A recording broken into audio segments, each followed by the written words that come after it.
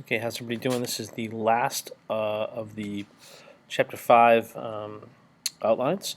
So, I'm sorry, a PowerPoint. So the last section is going to be on nucleic acids. So nucleic acids are DNA and RNA.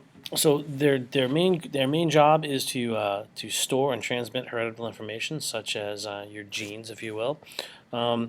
They're polymers made of nucleotides, which we'll talk about in class on Thursday. And it's the basic. There's a whole concept of how they replicate and duplicate themselves, and we also can use DNA to measure. It's a measurement of how proteins work. So we'll get into that as well. The other place they're actually used is in energy molecules. ATP, for example, is adenosine triphosphate, which is a triphosphate nucleotide, which we'll get into a little bit in class. So a couple things you need to know. We'll talk about the idea of a gene, and the gene is one small section of your DNA. So let's say your DNA was, I don't know, 9 feet long in every cell, which is about the average.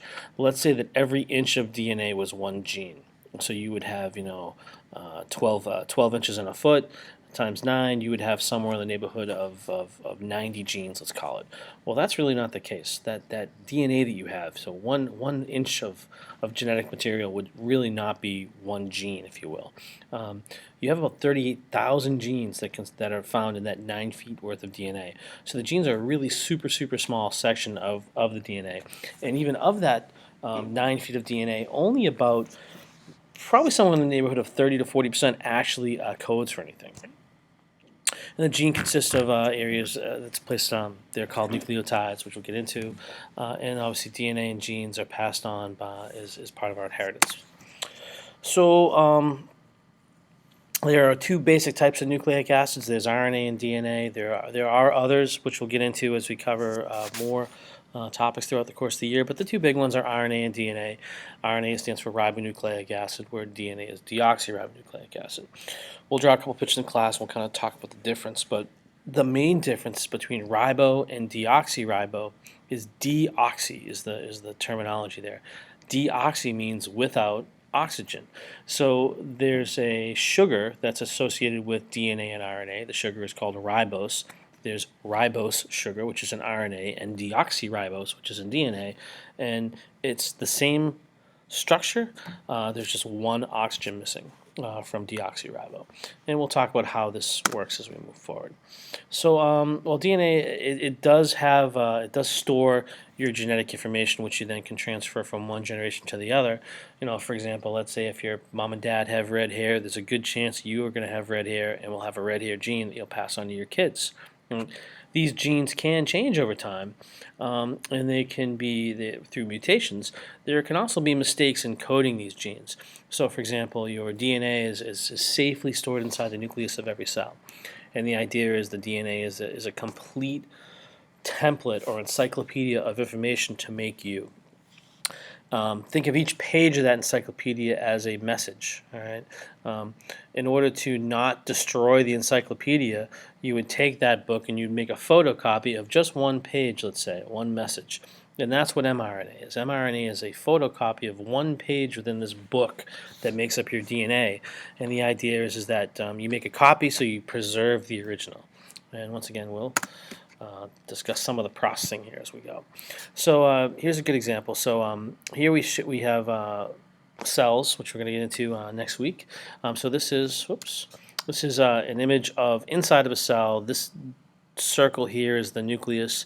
All right, the nucleus is a hollow ball, if you will, with these small pores built into it. The pores are made of proteins, which are made of amino acids. The pores excuse me, allow things to enter and leave the nucleus.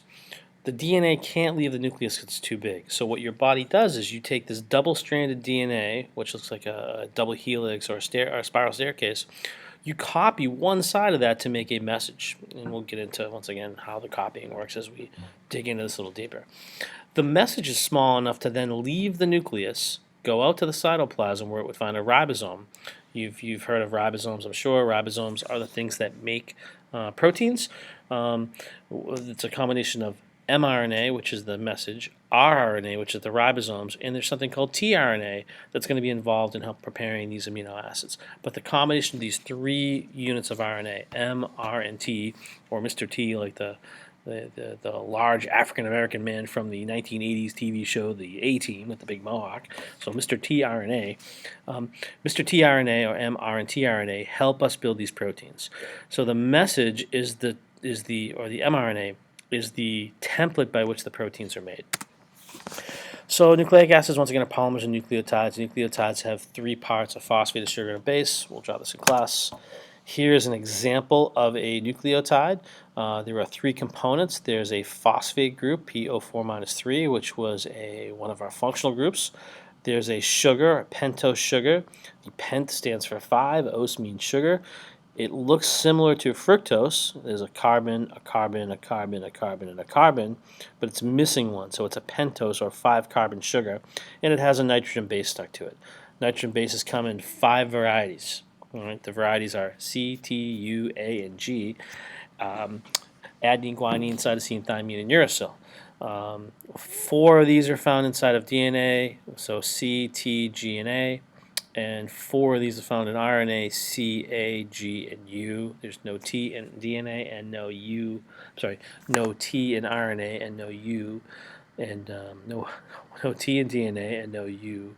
And I keep saying this wrong. I have to cut this part out of the video. So there's no U in DNA and no T in RNA. So here's an example of the 2 sugars. Let's get that out of the way there. So to the left here in blue is deoxyribose, and to the right is ribose. The only thing you're missing at the number 2 carbon, I'm not going to point down there because the box will pop up down there, but the number 2 carbon is missing an oxygen. That's the deoxy portion, whereas ribose has that oxygen there. Don't need to know that much detail. However, you do need to know that there's a 1, 2, 3, 4, 5 carbon, because DNA is going to be directional in a 3 to 5 prime end, which we'll get into as we move on. So notice that we have a phosphate, a sugar, and a base. A phosphate, a sugar, and a base. The phosphates and sugars produce this backbone that runs to the outside of the DNA. The bases are the actual code. All right? In this case, this base here is either A or G. This base is either CT or U, CT or U, A or G, CT or U, CT or U.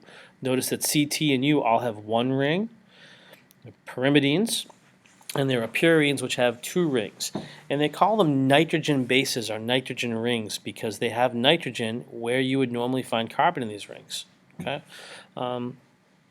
They're, from a polarity standpoint, if we want to discuss that, this thing is completely nonpolar. This thing is completely nonpolar. Why? C always makes nonpolar bonds. C and O, 2 fat guys together. Down here, same thing. You're seeing the same type of thing. These are all non-soluble or non-polar. They're all non-polar at this point, these bases. Whereas the sugar is polar. Here's our OH is polar, OH is polar, OH is polar, OH is polar, OH is polar, OH, OH, OH is polar. And we know that phosphate's polar because it has negative signs here. So the outside edge of the DNA, this green and yellow strip down the outside, is polar, where the inside is non-polar. DNA does not dissolve in water, which is a good thing. All right, so a couple of these structures, they pair up in different ways. So so A and T pair together and G and C pair together. They're partners because what's going to happen is you're going to get 3 rings across the DNA, a 2 ring and a single ring, a 1 ring and a 2 ring, a 1 ring and a 2 ring, a 2 ring and a single ring. So A and T will match up and you get 3 rings wide for that particular strand there. On the G and C bond together because of their molecular structure, just like A and T bond together. Okay, U is a substitute for T in RNA, but DNA is always 3 rings wide. 1, 2, 3, or 1, 2, 3. Okay. The sequence of these nitrogen bases are unique for each mRNA. We'll get into that a little bit. We'll draw these in class to see. The order of the bases is important. So the orders of your A's, G's, C's, and T's dictate how your proteins will be built. When we talked about proteins, we talked about the sequence of amino acids. So there are 20 amino acids found in nature. The sequence are how you put those amino acids in the correct order makes a huge difference on whether or not your proteins will then fold and maneuver and move all the correct way. So as far as DNA versus RNA, RNA is a single-strand molecule. We'll draw it. DNA is a double helix. We'll draw that. We'll actually create a couple of paper models of it as well in class. Watson and Crick were kind of the big guys when it came to finding and discovering the shape of DNA. They were actually helped by a woman named Rosalind Franklin, who actually who probably should have won the Nobel Prize instead of these guys, but that's another whole long story. So here's a copy of the DNA. So notice that we have the backbone, or this ribbon here, are the phosphates and the sugars. The code is what you see here in the middle. The code is the sequence of A's, G's, C's, and T's. Okay, here this model is showing that one strand is splitting, and a new gold strand is kind of attaching itself on. Once again, something we'll get into a little bit more as we get deeper into school here. Base pairing rules: A and T go together. G and C has to do with number of bonds they make between them. A is a 2-ring base. T is a 1-ring base. And guanine is a 2-ring base, and cytosine is a 1-ring base. So it's always a 2-ring and a 1-ring. Rules of base pairing are simple. A's and T's go together, G's and C's. How did they figure this out? What they did is they were able to shotgun or blow your DNA apart into small pieces, or DNA of an organism into small pieces. And what they did was they would compare the percentage of A's to the percentage of T's, C's, and G's. And what they would find is when they would shotgun this apart, let's say you get 20% of the letters or the bases that show up are adenine. Right? They were then finding that if 20% were adenine, you were getting 20% thymine. So those two bases must have paired up, which would give you 60% left, which would be 30% guanine, 30% cytosine. So it has to do with, this is how they were able to figure out this whole base pairing idea. We'll talk a little bit about genes and how they work. Genes can be turned on and off. There's a whole, we can spend a whole course just in how heredity works, and how genes change over the course of your life, and how genes can be modified or spliced to be able to do certain things within your body. For example, we said that you have 38,000 genes. Totally true. If one gene makes one protein, your body should only be able to make 38,000 proteins. What we found is that you make way more proteins than you have genes coded for proteins.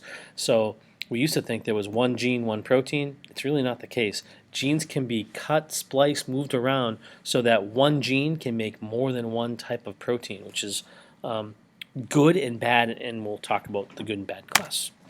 Here's a couple examples of polypeptide sequences. Polypeptide, you should be thinking polypeptide bonds. Poly or many peptide bonds would be proteins.